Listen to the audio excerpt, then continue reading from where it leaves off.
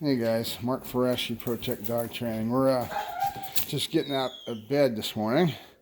And the first thing I do is I make him sit to put his collar on, sit to put the other collar on, and then it's with me out the door. It's going to get a little noisy.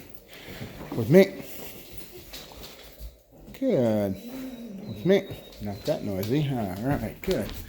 So, habits, routines, behaviors are all set by consistency. So we go through this routine every day. Kusha. Good. Good. Buddy. Aussie. Now he's waiting for this door to be open. You know, we got dogs on the other side, so I'm not going to do what I usually do, but I do a door routine. We open the door. We close the door. I'll go through it one of these times, but I got dogs out here now. Buddy. With me. With me. Good. And this is hard because you're dealing with a bunch of other dogs. And greeting in the morning. They're all excited to get up in the morning. With me. Buddy. Good boy. Good. There's my boy. Good. All right, you ready? Ready? Good. Aussie. Good. Nope. Aussie. Good. That's my boy. Good. Buddy. Good boy. Good, buddy. Yep. Good boy. That's our boy. And then he gets released to go out to go to the bathroom. Okay? So you do things on a regular basis all the time, the same patterns, the same routines, the dog will learn real quick. One of the things is we call a door routine. So what it means is that every time you go to a door, you stop, you make the dog sit, you swing the door open, and he's expected to have to stay and sit. You do that a couple times, closing it, opening it, close it, open it, and then it's with me out the door. Or it's a release out into the yard or whatever it may be, but you keep consistent with your rules, which means every time I go down that hallway, I stop and make him sit. I do that 3 or 4 times. He's got to be obedient to me and to the routine, obedient to the routine of what we do and what the rules are. So there's rules, and a lot of times trainers will call this structure, okay? And that's really what it is. It's structure in regards to what you expect of him all the time, and it's consistent. And when he realizes there's rules in his world, he'll get really adhere to it. And we've been doing this with us, this come, right? Buddy! Make sure my leash. Buddy, here! Good boy, good. And buddy, come. Good boy, good. There you go, good boy, good. Good boy, good. Now he's got to touch me and be with me. And then I let him go, okay? Good boy. Buddy, yep. Good boy, yep. Nope, come on, get out of there. Go on, get. Good boy, good. You go free hunt. Go potty, go on. And now he'll get some freedom. He usually takes a good boy. Go free hunt. You go free hunt. Go on, go free hunt. He's already into the routine now. So there was a couple mornings that he was taking off and just going all the way around the outside edge there, trying to get as far away from me as he could, because he was in his mind, if I get away from Dad, I don't have to be under control. And so then I would start tapping it in between and making him come back to me intermittently in the routine. And I'll loosen up freedom more and more as we go along, and then remind him he's got to be within the rules of coming back to me. So we'll create a pattern, right? And this is intermittent, so we don't do it all the time the same way. Mix-up is real important. And I always talk about that, mix-up, okay? We do things in patterns of 2s and 3s, but we mix things up, and we come back to those patterns. And how you mix up is real important. I did a video on the power of 2s and 3s, and I think this is a universal type of a subject. Have you ever seen a conical shell at the ocean? You pick it up, you put it on your ear, and it gives you a sound of a wishing sound. Okay, you ever look at that shell? It's usually very circular, and it has a pattern that shows up again and again in nature. It shows up in plants. You'll see that swirl. You'll see it in other places, and it's interesting because these are the universal consistencies that we have in our universe that I really believe in, and that the power of learning is a lot like that. The powers of 2s and 3s and learning to learn, okay? Those consistencies are always the same. They are universal, okay?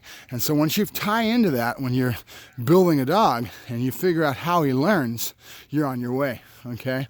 And so I call it the powers of 2s and 3s, and how I mix things up and how I do things intermittently with these patterns that that I'm talking about that are pieces of the puzzle. You always hear me talking about pieces of the puzzle.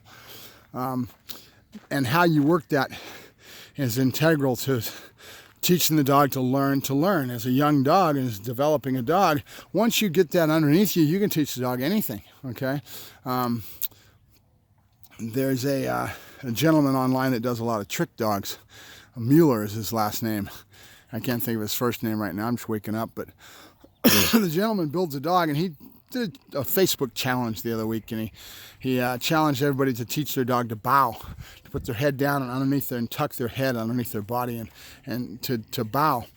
And I looked at it and I said, that's pretty cool. The structure of how he taught the trick was there, but I know that there's a lot of things that he's not showing the public as far as his voice tone, his body language, how he develops the dog's brain to get the dog in gear to start being developed like Monkey. Monkey's the dog's name. He's a Malinois. Amazing job he's done with the dog. He's the one that's very famous and done a dog by the name of Jumpy. And he has a whole setup in his backyard that he does. He does a lot more trick type training, and he does movie dogs. So that being the case, he's building a whole different critter. But there's something that he's doing that he's gotten into a groove. I'd love to hang with him sometime. Go out and actually really see how he's getting these dogs imprinted and getting their dogs to that where that brain gets into a groove and they learn to learn, because he's doing something special that allows him to be as good as he is. You know, sure, it's talent, it's skill, he has what we call, there's the old saying of how much is science and how much is art, okay? There's a lot more art goes into when you get into free expression like that with an animal and be able to develop him the way he does. And it's an amazing thing. It's very admirable. Makes me kind of want to get into some trick dogs.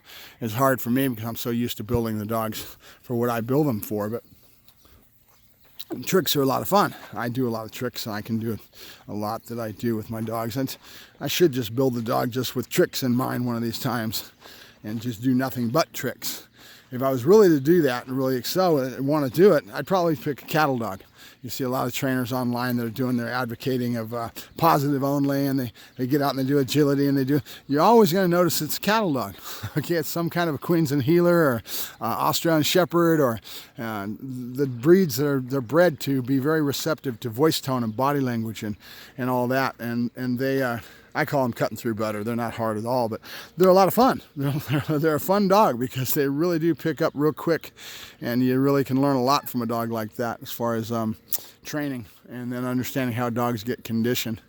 So they're not really the challenge that I get a lot of times, where dogs have a lot of problems and they come to me with owners that have behavioral problems. That was my first specialty in life as a child doing dogs, was problem behavior. I used to work for a facility by the name of Canine Behavior Center way back in my small little town, and we did a lot of behavior. We did a lot of digging and correcting of dogs doing negative behavior. And it's something that I'm pretty good at. Counter conditioning and fixing problems is something that I'm pretty good at it. And it's just, I don't show much on film nowadays because I've kind of gone into my getting into building a dog from a puppy and getting into my breeding program with my Dutch Shepherds now and that sort of thing. So I like developing puppies. So now here we go. Now he's in a different brain state, right?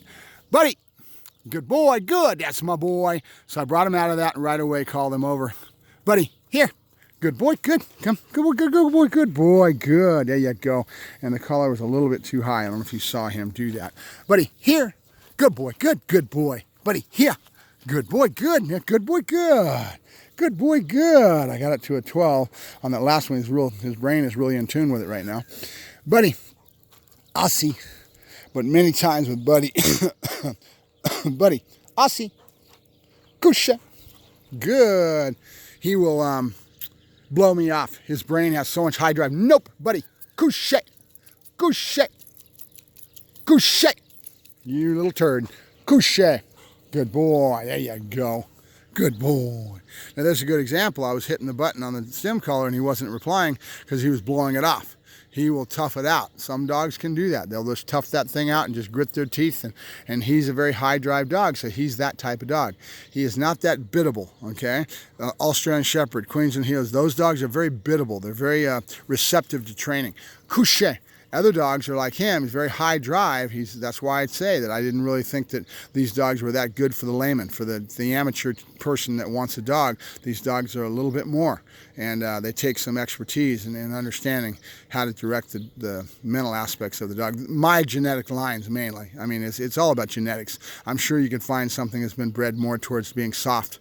I've got a couple Malinois in the back right now that are very soft. And the person that's got them is a bomb dog handler, and she wants to go towards that. And I don't think they're going to qualify too well. Couché, because they are too soft. They're very needy, very clingy. Assis, couché. And two things that cause that. One would be environment, how they're raised. Buddy, yep, you go free hunt. Go free hunt. Give him some freedom. And the other one is genetics. So it just depends on the dogs.